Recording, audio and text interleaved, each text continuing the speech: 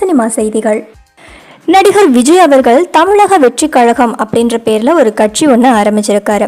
அதனுடைய மாநாடு அடுத்த மாதம் 27ஆம் தேதி விழுப்புரம் மாவட்டம் விக்கிரவாண்டியில நடக்க இருக்குது. சமீபத்தில் இவர் நடித்து திரைக்கு வந்த தி கோட் திரைப்படம் ஒரு வெற்றி திரைப்படமாக அமைஞ்சு நல்ல வசூலையும் பார்த்தது. இதுக்கு அடுத்ததாக ஒரு படம் நடிச்சுட்டு அதுக்கப்புறம் முழு நேரமாக அரசியலில் ஈடுபட போறதா நடிகர் விஜய் அவர்கள் தெரிவிச்சிருந்தாரு. இது இவருடைய 69வது படம். இந்த படத்தை இயக்குனர் வினோத் அவர்கள் டைரக்ட் பண்ண போறாரு.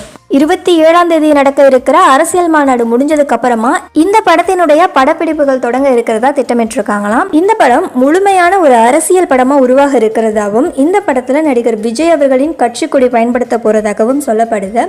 நடிகர் விஜய் அவர்களின் எதிர்கால அரசியல் கொள்கைகள் இந்த படத்துல பேசப்படலாம். இது கமர்ஷியல் கலந்த அரசியல் படமா இருக்கும் அப்படின்னு சொல்லியிருக்காங்க.